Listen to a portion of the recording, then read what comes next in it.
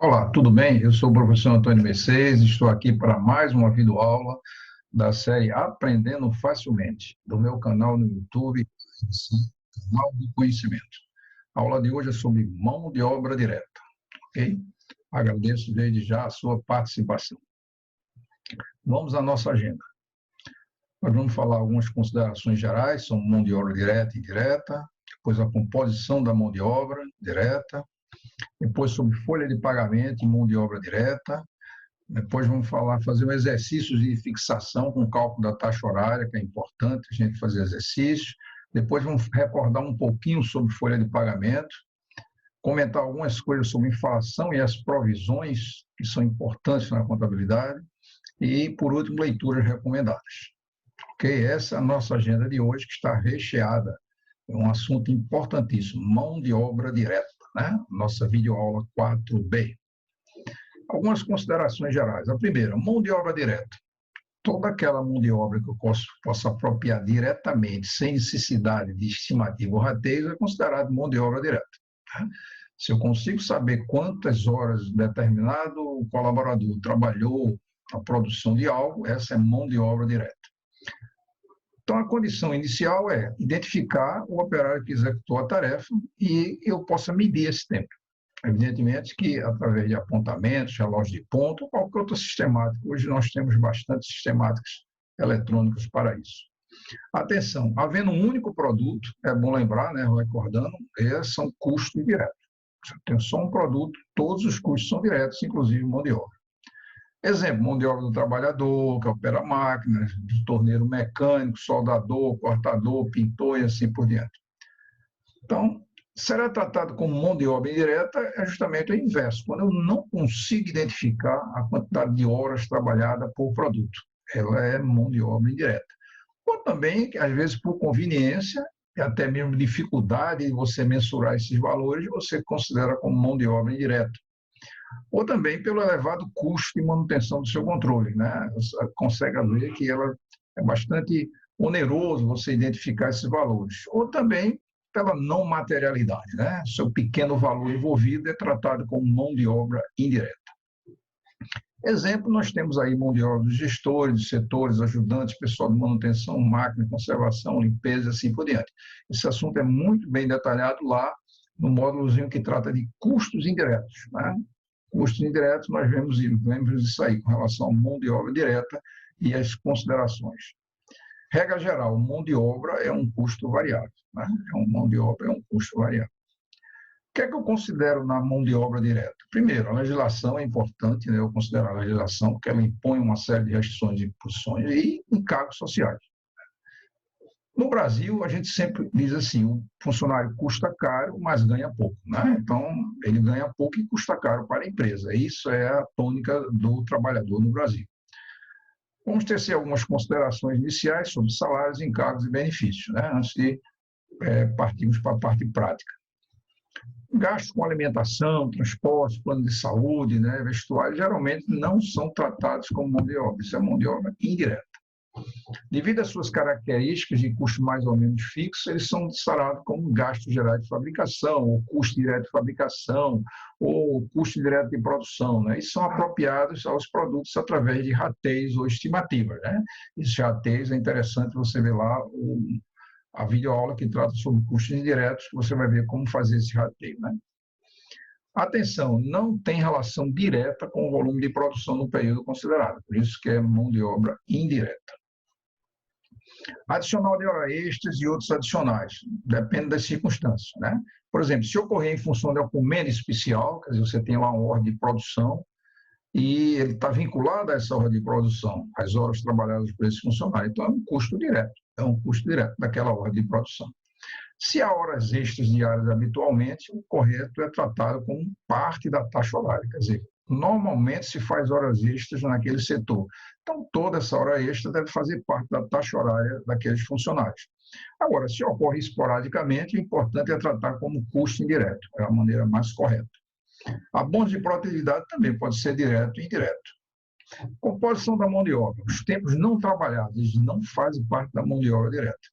Eles devem ser tratados como custo indireto, né, os produtos, e se forem normais aos processos. Quer dizer, se for um tempo, né, ocioso, no caso, que faz parte do processo, ou seja, de uma fase para outra do processo, então isso é tratado como mão de obra indireta.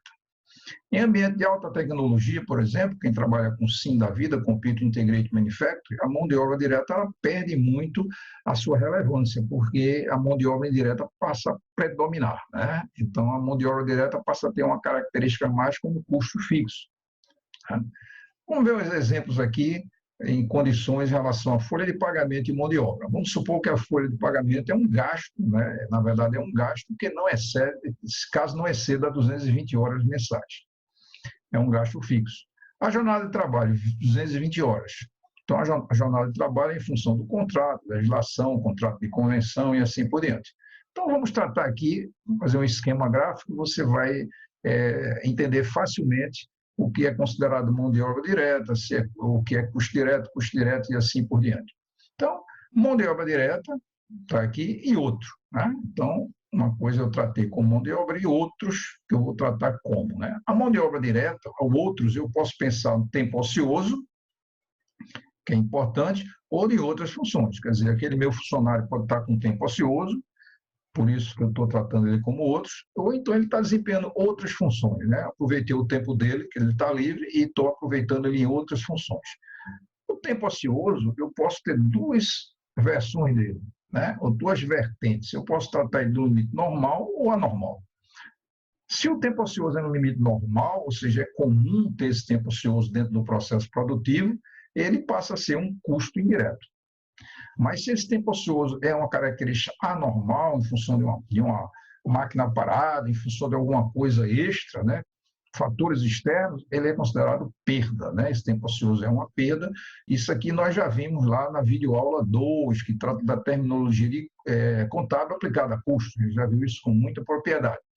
Outras funções, se ele é um tempo ocioso, né? Mas está no limite normal, mas ele não, ele está com um tempo dedicado para outras funções. Ele pode ser dedicado à produção ou à não produção. Se ele é dedicado à produção, esse tempo e outras funções, ele é considerado um custo indireto da produção.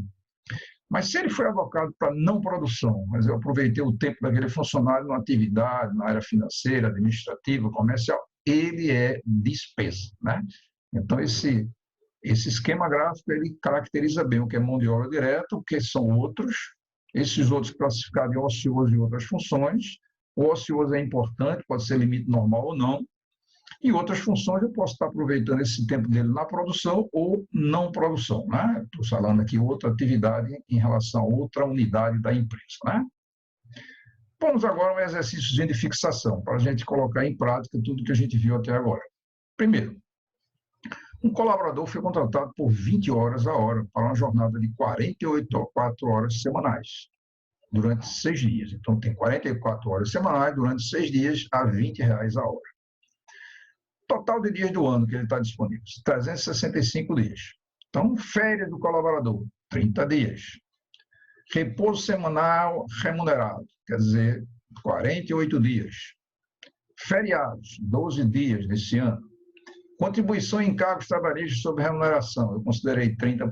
Então, está aqui um dos principais dados para a gente trabalhar numa questão. 365 dias, 30 dias de férias, 48 dias de repouso semanal remunerado, feriado de 12 dias e contribuição e encargo de 30%. Adicional constitucional de férias, um terço da remuneração de férias, quer dizer, um terço de 30 dias. 13º salário equivalente a 30 dias, eu tenho que levar em consideração. E como é que eu calculo? 44 horas semanais, dividido por 6, que ele trabalha 6 dias da semana, então dá 7,33 horas por dia de trabalho. Isso é equivalente a quê? A 7 horas e 20 minutos por dia. Então, esse funcionário está trabalhando para a empresa 7 horas e 20 minutos por dia. Vamos ver agora como é que a gente calcula exatamente o custo desse funcionário para a empresa, né? Desse colaborador para a empresa. Primeiro, dias por ano do colaborador. Ele tem um ano, tem 365 dias, ele tem 30 dias de férias, vou subtrair nos 30 dias, o repouso remunerado 48 dias, domingos, exceto o referente, né, às férias, né, eu tenho que tirar os domingos referentes às férias, Feriados de 12 dias. Dias à disposição da empresa, 275 dias. Então, em 365 dias, na realidade, o funcionário tem 275 dias à disposição da empresa, né? Então, horas à disposição. Vou pegar esses 275 dias, multiplicar pelo valor da hora, que a gente já calculou nesse instante, no slide anterior, e aí eu tenho 2.016 horas aproximadamente, né, de horas disponíveis no ano nesse funcionário, nesses 275 dias. Resumo que a gente pode ter: dias remunerados, 365 vezes 7,33 alguma coisa, que é 7 horas e 20 minutos, vezes 20, eu vou ter 53.533,33, né, como valor. 13º salário, 30 dias, vezes o valor da hora, vezes 20, né? Quantidade de horas, valor da hora, 4.400. Adicional de um terço de férias, um terço de 30 dias, vezes 7,33 horas, vezes 20, dá 1.466,67. Isso totaliza quanto? 59.400. Isso é o resumo da remuneração do colaborador. Né? Fora isso, tem que considerar o quê? Os encargos e contribuições, 30%, como foi pedido. 21.384. Na realidade, agora eu tenho um total do ano 80.784, né? Então, é bom lembrar, só lembrando aqui, que os dias de férias, repouso e feriados estão incluídos no 365 dias, razão pela qual nós tivemos que subtrair, né? Qual o cálculo da hora de mão de obra direta? Vou pegar esses 80.784 que a gente viu no slide anterior e, evidentemente, dividir por 2.016,66, que são a quantidade de horas à disposição desse funcionário no ano. E aí eu chego a um valor de 40,06, né? 40,06. Observe, se eu pegar esses 40,06 e dividir pelo salário hora contratual, né, que foi dado lá de 20, né? O salário hora contratual foi dado de 20, eu vou chegar à conclusão aqui, ó, que eu tenho 200,30% a mais, né? Ou seja, 100,30% sobre o salário hora contratual. Então, na verdade, aquele saláriozinho de 20 que estava lá contratual, ele passa a ser, o custo dele para a empresa é o dobro, né? 40,06, um pouquinho mais do que o dobro, né? Importância vital. Então, cada hora apontada desse colaborador à fabricação de um produto será lançada como mão de obra direta e não por este valor, e sim por este valor aqui, considerando tudo que está envolvido com esse funcionário, quer seja 13º, encargos e assim por diante, tá? Então, é interessante a gente notar isso aí, tá? Então, veja quanto ficou caro. Por isso que anteriormente nós falamos, né? Ele ganha pouco, mas custa muito para a empresa, né? Por isso que nós comentamos no início. Vamos recordar um pouquinho de folha de pagamento. Algumas características, é bom lembrar que cada um que nós apresentamos, é interessante depois você consultar, né, na sua empresa,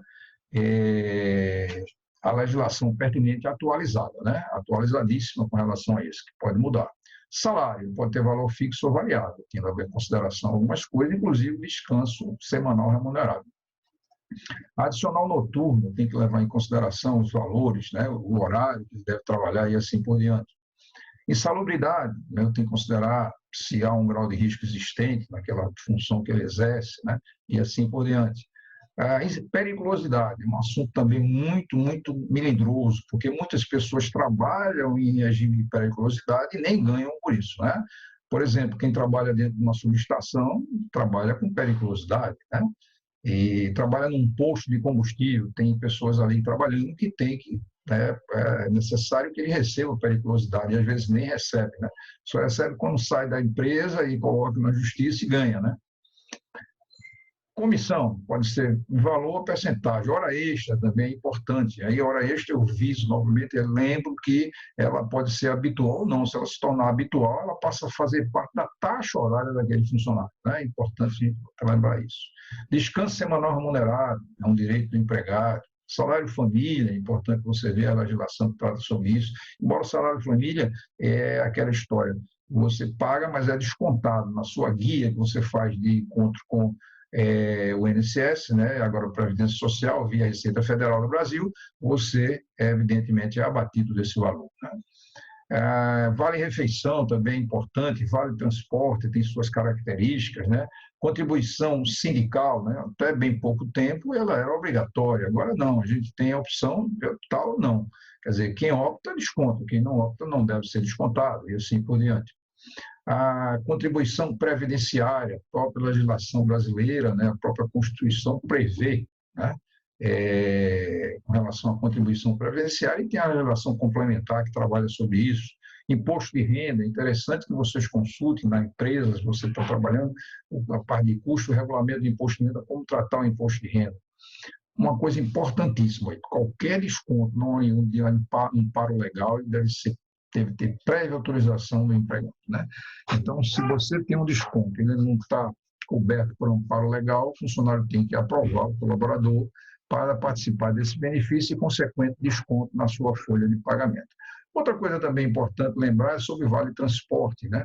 O Vale Transporte também tem suas características, é importante você consultar a legislação. Aqui tem alguns dados de ordem geral, mas é importante você considerar a legislação vigente, né? Agora, a inflação e as provisões é uma coisa interessante, né? Veja, um regime inflacionário, graças a Deus o Brasil hoje vive um regime bom, né? A inflação está bem baixa, não é ainda o ideal, né? O ideal seria beirando aí 1%, mas a gente já teve períodos aí bastante conturbados com relação à inflação. A inflação é importante, eu tenho que dar um tratamento especial, se tiver inflação para férias, 13ª, abono pecuniário e assim, e principalmente seus encargos sociais.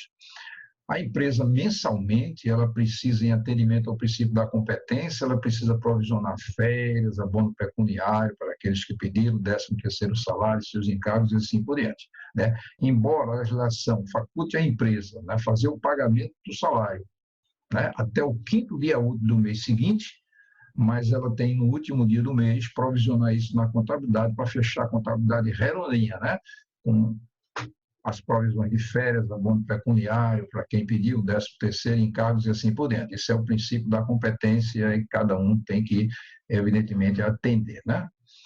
Como leitura recomendada sobre esse assunto, é mais uma vez o livro de Eliseu Martins, quer dizer, lá explica bastante bem tudo isso que a gente comentou, o capítulo 11, a 10ª edição, já tem até a 11ª edição, né, de 2018. É importância vital que ele tenha um livro-texto, um livro de exercício, né? O livro-texto geralmente tem um exercício sobre cada assunto, e o livro de exercício tem muitos exercícios sobre cada assunto tratado. E principalmente a legislação e artigos citados e comentados, baixar a legislação atual sobre esses assuntos, né, para a empresa, né? Queria agradecer a participação de todos, né? E desejando a você aquela história. Se você curtiu essa aula, curtiu o meu canal, inscreva-se e divulgue com seus amigos, alunos, pessoas que estão aí envolvidas, ou diretamente e indiretamente, né, que irão fazer concurso público, né? É importante que vocês estejam antenados com esses assuntos, né? Agradeço a vocês e até uma próxima aula, ok?